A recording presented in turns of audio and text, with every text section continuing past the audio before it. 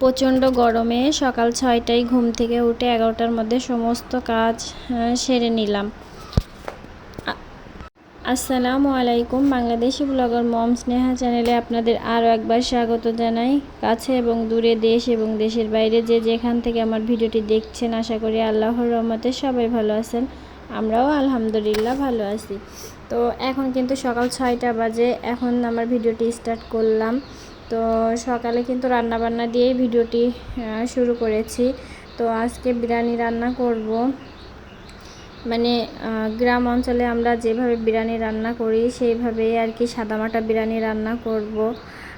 আমি প্রথমে চালগুলা কিন্তু ধুয়ে রেখেছি, আর এদিকে আমি চালগুলা ভাজার জন্য আমি পেঁয়াজ আর তেজপাতা, কিছু দারচিনি, এলাচ, গোলমরিচ এগুলো দিয়ে কিন্তু চালটা ভেজে নিচ্ছি। চালটা ভেজে তারপরে আমি রাইস কুকারে বসিয়ে দেব। তারপরে কিন্তু আমার ওই যে অফ ক্যামেরায় কিন্তু আমি মাংসটাও রান্না করে নিয়েছি। তো আমি আজকে আমি যেভাবে বিরিয়ানি রান্না করি সেইটাই আমি আপনাদের সঙ্গে শেয়ার করলাম। শুরু থেকে যে সকল আপুরা আমার পাশে ছিলেন তাদেরকে অসংখ্য অসংখ্য ধন্যবাদ। আর যে সকল আপুরা আমার চ্যানেলে নতুন তারা প্লিজ একটা লাইক দিয়ে আমার ভিডিওটি দেখা শুরু করবেন।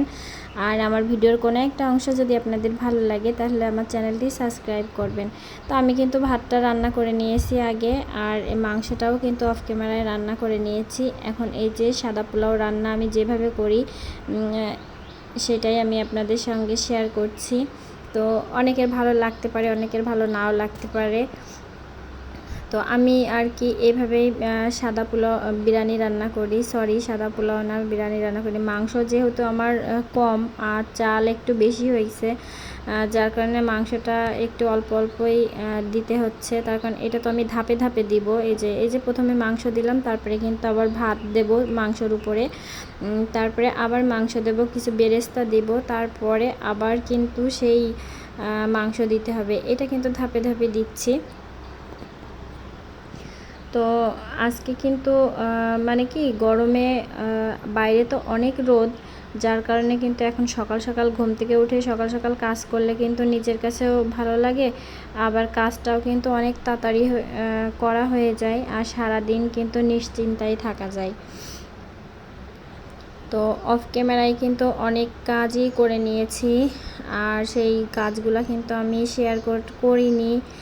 আর এই যে এখন কিন্তু ভাতের উপরে কিছু বেরেস্তা দিয়ে দিচ্ছি হালকা, ওই যে আমরা নিজেরা খাবো তো যার কারণে সাদামাটা। আবার কিন্তু বিরিয়ানি যখন খাবো তখন কিন্তু আমাদের সেই কি বলে লেবু নাই, সালাদ নাই, মানে কি হাসি যা লাগছিল আমার, খুব হাসি পাচ্ছিল। তো আমার হাজব্যান্ডকে আমি বলেছিলাম যে তুমি বাজার থেকে একটু হচ্ছে সালাদ আর একটু লেবু নিয়ে এসো। তো আমার হাজব্যান্ড বলল যে কোনো বায়না না করে চুপচাপ হচ্ছে চুপটি করে ভাতগুলো খেয়ে নাও। তো আজকে আর ওগুলা নিয়ে আসা হবে না, তো ওগুলা আর নিয়ে আসা হয়নি। তো আমরা কিন্তু এইভাবেই সাদামাটাভাবেই কিন্তু খেয়ে নিয়েছি। এর সঙ্গে কিন্তু সালাদ, দই কোনো কিছুই ছিল না। আমার ছেলে বলতেছে যে আম্মু কি একটা অবস্থা, দেখো এত সুন্দর করে তুমি বিরিয়ানি রান্না করলে, সঙ্গে একটু সালাদ নাই, একটু দই নাই, কিচ্ছু নাই, কেমন একটা না বলো। তো আমি আর কি বলবো, বললাম যে থাক বাবা, এখন তো তোমরা তো বাজারে যাও না, আর তোমার বাবাও তো বাজার থেকে এখন ওগুলা নিয়ে আসবে না, যার কারণে আমাদের কিন্তু এভাবেই খেতে হবে। তো খাওয়ার পরে কিন্তু ছেলে বলছিল হ্যাঁ আম্মু আসলেই যেটা না থাকে সেটা কিন্তু যে কিনে এনে খেতেই হবে তার কোনো মানে নাই। যে ওগুলা কিন্তু আজকে আমার বাসায় নেই, কিন্তু তারপরেও কিন্তু আমাদের ভাতটা কিন্তু ঠিকঠাক কিন্তু খাওয়া হয়ে গেছে, এটাই। তো যাই হোক, তো সবাই খুব আনন্দ করছিলাম, যে রান্নাটাও খুব ভালো হয়েছিল। আর এদিকে যখন আমি এই যে ভাতের উপরে এই গ্রেভিটা দিয়ে দিচ্ছিলাম, তখন আমার মেয়ে কিন্তু সে নিজেই কিন্তু কাজ করবে, নিজেই কিন্তু বলছে দাও আমি একটু রান্না করি। তো সে কিন্তু হাত দিতে যাচ্ছিল, আমি আবার একটু বকা দিয়েছি, সে কিন্তু হাতটা সরিয়ে নিয়েছে। তো আমার কিন্তু ওই যে বলেছিলাম, এই যে আমি কিন্তু এখন দমে দিয়ে দিয়েছি হচ্ছে ভাতটা। দমে বসিয়ে দিয়েছি। আর এই মাছগুলা কিন্তু আমার হাজব্যান্ড নিয়ে আসছিল রাতে। তো রাতে যখন মাছগুলা নিয়ে আসছিল তখন কিন্তু আমি এটা হচ্ছে ফ্রিজে রেখে দিয়েছিলাম। তো ফ্রিজ থেকে বের করে এখন কিন্তু আবার হচ্ছে মাছগুলা কাটতে হবে।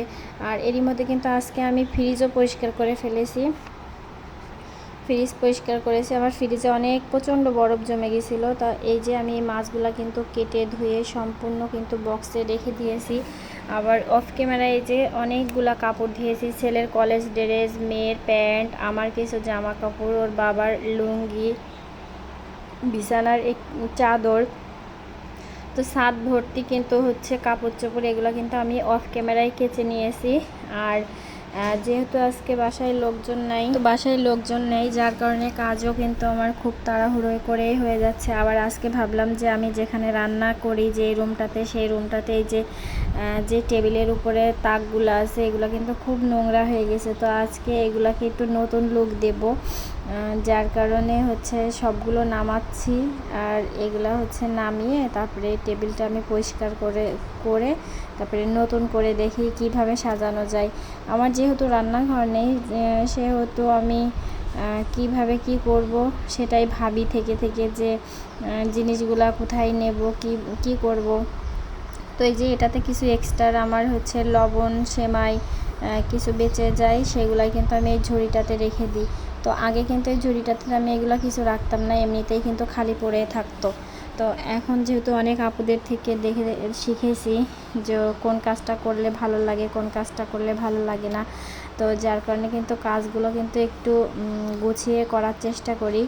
জানি না কতদূর চেষ্টা করতে পারি আর কি, যতটুকু পারি ততটুকু করি আর কি।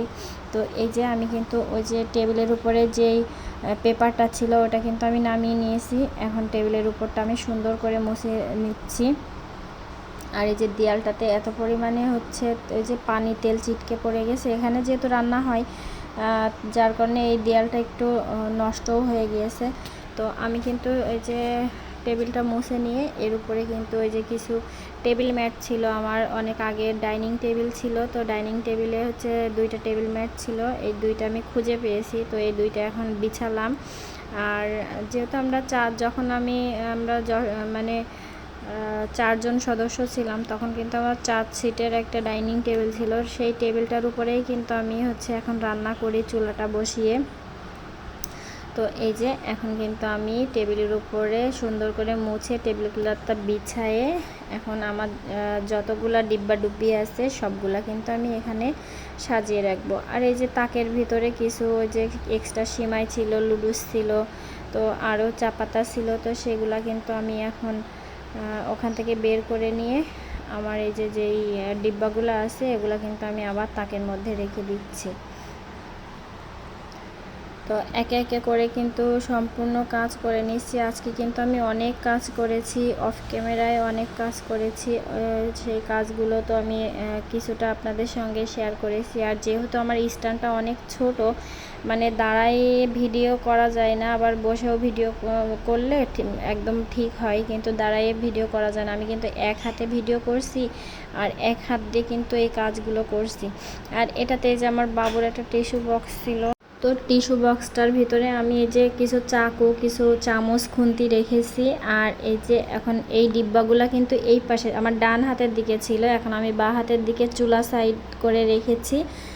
আর এই যে ঝুড়ির উপর মানে এই টেবিলের উপরে যেই তাক মানে তাক না আর কি, এই যে সেই কন্টেনারটা ছিল এটার মধ্যে, ঝুড়িটার মধ্যে আমি এই যে সেমাই কিছু যেগুলো না লাগবে পরে লাগবে সেগুলাই কিন্তু আমি এখন ঢুকাই রাখছি। আমি কিন্তু ভয়েস দিচ্ছি, আমার মেয়ে কিন্তু বারবার এসে কিন্তু আমাকে বিরক্ত করছে, যার কারণে আমার কথা কিন্তু বেঁধে যাচ্ছে। তো ভুল ভ্রান্তি হতেই পারে, তো মানুষ মাত্রই তো ভুল হয়, তাই না? তো ইউটিউবে তো আমার অনেক কিছু ভুল হয়, আমি জানি, আমি বুঝতে পারি, কিন্তু আমি তো ইউটিউবে এখনও সেইভাবে কিছু শিখিনি। শুধুমাত্র ভিডিও আপলোড দিতে পারি আর এই কিছু এডিটিং শিখেছি আস্তে আস্তে। ওই যে আমার ছোট ছেলে আছে না, ও কিন্তু আমাকে শিখাই দিচ্ছে, তো আস্তে আস্তে শিখে নিচ্ছি।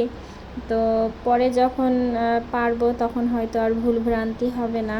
তো এই যে এখানে আবার আমি একটা গাছ লাগাইছিলাম, তো ওই গাছটার নাম তো আমি জানি না, তো আমি বলতেও পারবো না। তো যাই হোক, একটা গাছ লাগিয়েছিলাম, তো সেই গাছটা আবার আমি এই ঝুড়িটার উপরে রেখে দিলাম। তো আমার টেবিলটা গুছানোর পরে কেমন লাগলো সেটাই আমি আপনাদের সঙ্গে আজকে শেয়ার করলাম। অনেক দিন কিন্তু অনেক কাজ করি টুকিটাকি, একদিন প্রত্যেক কাজ একদিনে করলে কিন্তু একঘেয়েমি লাগে, যার কারণে একটু উলাটপালাট করে কিন্তু কাজ করতে হচ্ছে। আর এই যে লাস্ট পর্যন্ত আমার টেবিলের উপরের লুকটা এমন হয়েছে। তো এই যে চুলাটা এখানে আছে, আর এই যে আমার এখন যেখানে আমি রান্না করি সেখানটা আমি কত সুন্দরভাবে আর কি গুছিয়ে গাছিয়ে রেখেছি। জানি না কতদিন থাকবে আর কি, যেহেতু রান্না বান্না সব কিছুই এখানে হয়, থালা বাসন ধোয়া টোয়া সব কিছুই আমার এখানটাতেই করতে হচ্ছে। আর এই যে একটা টাইলস ছিল, এটাতে অনেক দাগ হয়ে গেছে, তো আমি অনেক মোছার চেষ্টা করলাম কিন্তু মুছলো না। তো যাই হোক, আমার ভিডিওটা এ পর্যন্তই। সবাই ভালো থাকবেন, সুস্থ থাকবেন, আল্লাহ হাফেজ।